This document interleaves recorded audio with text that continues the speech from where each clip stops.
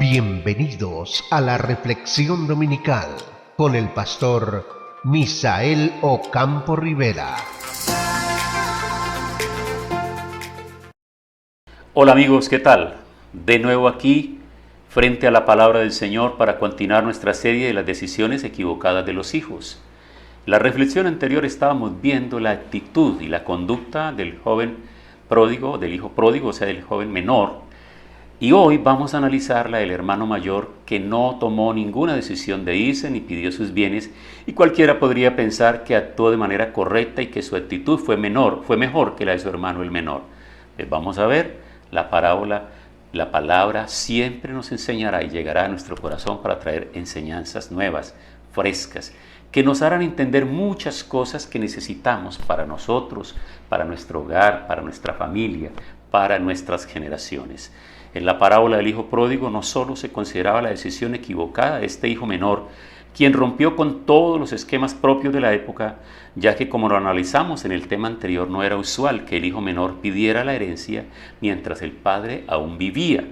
No obstante, Jesús en su narración de la parábola lo presenta pidiéndole a su padre la herencia, cosa que el padre no le negó, pero seguramente trató de persuadirlo muchas veces, y al ver la actitud del muchacho que no cedía, entonces Jesús dice que el padre le entregó la herencia. Así que habiendo recibido la herencia, el joven se fue a un lugar apartado y gastó todos sus bienes, viviendo perdidamente. Y ya sabemos las consecuencias que tuvo que enfrentar, así como la decisión que finalmente debió tomar para no morir de hambre. Escuche bien esto, para no morir de hambre, porque no se trataba de una experiencia común y corriente, era algo excepcional, algo extraordinario, que Jesús quería enseñar con esa parábola varias cosas, y vamos poco a poco entendiéndolas. Para hoy nos corresponde analizar la conducta del otro hijo de esta parábola, o sea, del hijo mayor, quien había seguido en casa acompañando a su padre y estaba como dueño de todo lo que había quedado, ya que el padre le había entregado al menor la parte de su herencia, de manera que ha quedado solo la herencia del mayor. Recordemos que era el doble de lo que había recibido su hermano menor. Seguramente algunas cosas cambiaron en la casa luego de la partida del menor en busca de sus anheladas aventuras juveniles. El hijo mayor, con una forma más madura para analizar la vida, no entró en esa decisión de pedir también su herencia y apartarse del padre. Por el contrario, se quedó. Y esto parece ser muy interesante. Esto nos muestra a nosotros como un hombre con una madurez emocional, espiritual, con un estilo de vida completamente diferente.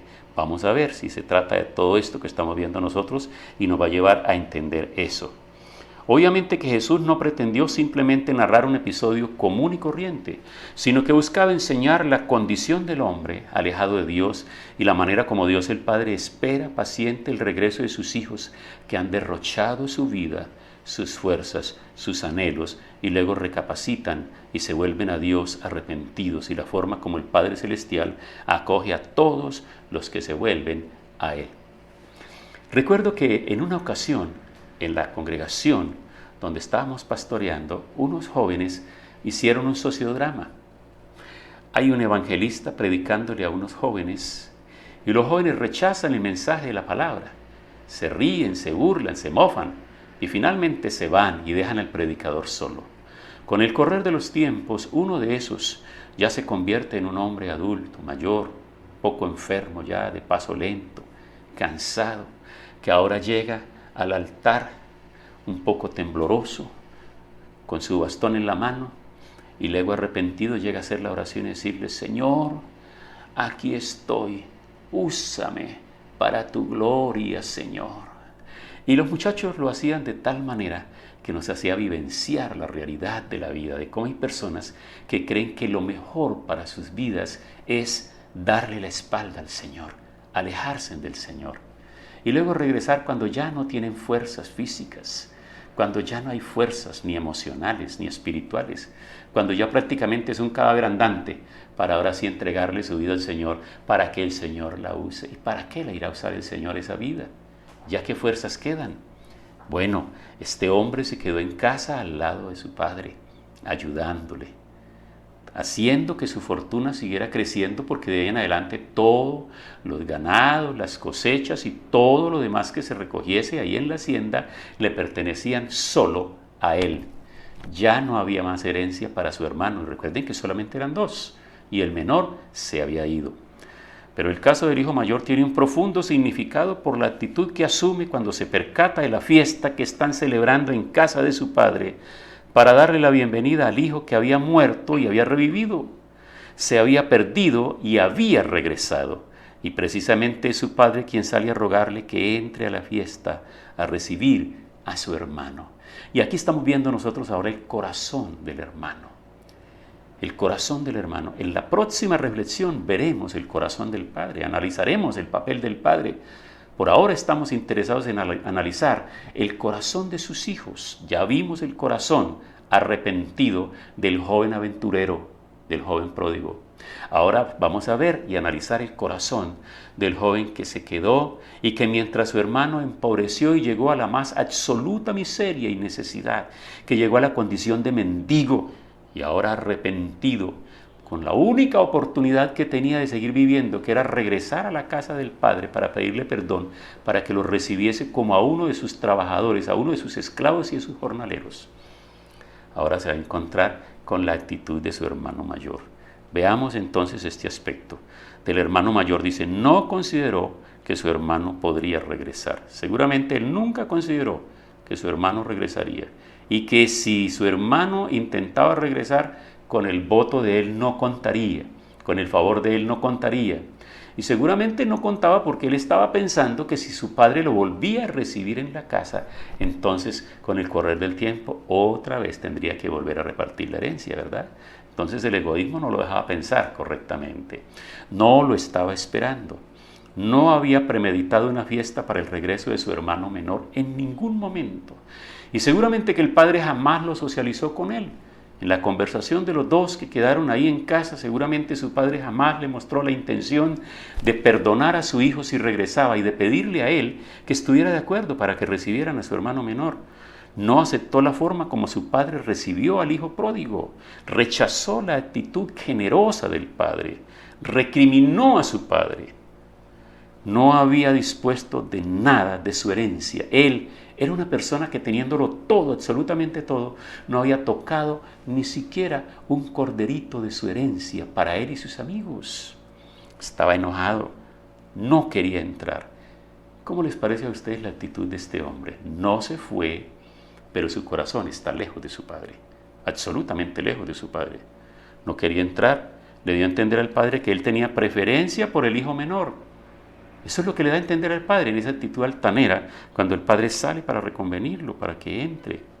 Le recordó que el hijo pródigo había consumido sus bienes con rameras, gastó todo lo que le diste, lo gastó viviendo perdidamente con rameras. Le reclamó porque nunca le había dado ni un cabrito para gozarse con sus amigos. Amigos, ¿están observando ustedes la altanería del hijo mayor? ¿Están observando el egoísmo? ¿Están observando el corazón endurecido? ¿Están observando un hombre que no tiene necesidad absolutamente de nada porque lo tiene todo y es dueño de todo lo que hay en la herencia de toda la hacienda, pero no tiene la más mínima misericordia por su hermano que llega arrepentido y desea que le den siquiera un pedazo de pan?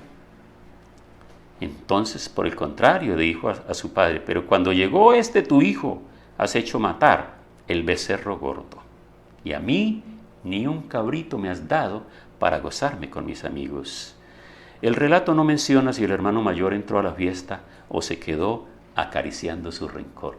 Eso queda a nuestra reflexión, eso queda dependiendo del corazón de cada uno. Yo sé que cada uno de ustedes, ahí donde están, tienen que estar pensando si su corazón se parece al corazón del pródigo o su corazón se parece al corazón del hermano mayor.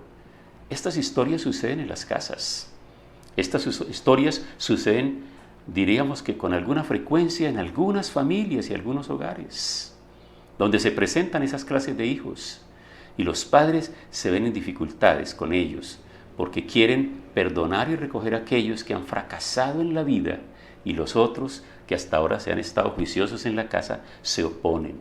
Y en ese momento hay disputas, hay luchas, hay dificultades, y eso genera grandes escándalos a veces en la familia. Vamos a contextualizar esta parábola en el día de hoy, a ver qué podríamos sacar para nosotros en nuestro tiempo. En esta parábola del hijo pródigo contrasta la respuesta del padre con la del hermano mayor, quien no quiere perdonar a su hermano por la injusticia en todo lo que ha incurrido, por toda esa actitud que tomó de despreciarlos a ellos, de abandonarlos, de dejarlos, de preferir a sus amigos, de preferir el mundo y de llevarse todo lo que era de él. En esta parábola el hermano mayor representa a los fariseos airados y resentidos porque los pecadores eran bien recibidos en el reino de Dios.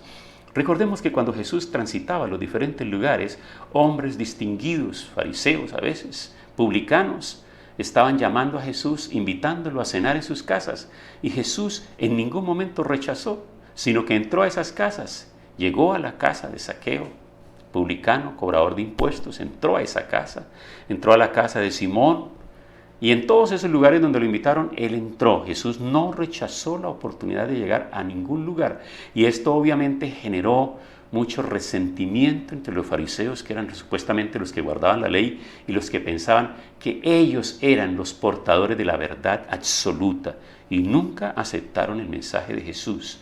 Y cuando Jesús llegó y se declaró como el Mesías que había venido y que el reino de Dios se había acercado a la tierra, ellos jamás aceptaron esto. Cuán fácil es que nosotros podamos vivir resintiéndonos ante el bondadoso perdón que Dios da a otros, a los que consideramos peores pecadores que nosotros. Pero cuando nuestra justicia obstruye el camino de regocijarnos por la misericordia de Dios, no seremos nosotros jamás mejores que el hermano mayor de la parábola, y peor todavía, no seremos mejores que los fariseos. También podríamos aplicarlo a los hermanos mayores que permanecen fieles a sus iglesias o congregaciones, y cuando alguno de sus hermanos se vuelve atrás y cae en pecado, lo desprecian y lo satanizan. Ellos se ufanan de su fidelidad y de su santidad y poco interés muestran por ayudar a quienes se han alejado del camino del Señor. Obviamente que esta conducta no es correcta, tratándose de gente mayor, de gente madura, de gente piadosa que debe velar por el bienestar del pueblo de Dios. Pues recordemos que la palabra dice: el que piense estar firme, mire que no caiga. ¿Qué debemos hacer nosotros en nuestras congregaciones con los más débiles, con los que son arrastrados por sus amigos, por sus familiares? ¿Qué debemos hacer nosotros con ellos? ¿Despreciarlos, rechazarlos? No, tenemos que orar por ellos, bendecirlos, ayudarlos. Y cuando ellos quieran regresar a la casa del Señor, las puertas de la casa del templo, las puertas de la casa de Dios deben estar abiertas para recibirlos, porque eso es lo que Jesús quiere enseñarnos a nosotros a través de esta parábola. A propósito, ¿conoces personas que están actuando como el hermano mayor de esta parábola? Que critican el amor del Padre y la decisión de acoger a los débiles de carácter, que se dejaron engañar del mundo y de sus falacias y ahora están regresando a la iglesia, y los pastores los reciben, los restauran y los ponen a ejercer ministerio junto a los hermanos mayores que han vivido fieles en la casa del Señor. Esta parábola da para entender muchas cosas, amigos, no solamente el tema de la familia biológica, sino también el tema de la familia espiritual, el tema de nuestra sociedad que está debatiéndose entre hijos pródigos menores y entre hermanos mayores endurecidos de corazón, entre los que tienen todo, absolutamente todo, y no tienen misericordia de quienes pensaron ligeramente y se dejaron llevar por sus pensamientos, por sus influencias, por sus amistades, pero luego recapacitan en su maldad y en su pecado y vienen pidiendo perdón. Recordemos una cosa: el perdón es la llave que abre. El pedir perdón, o el arrepentimiento mejor, es la llave que abre la puerta del perdón. Y cuando se abre la puerta del perdón con la llave del arrepentimiento, la persona de nuevo es recibida y bienvenida.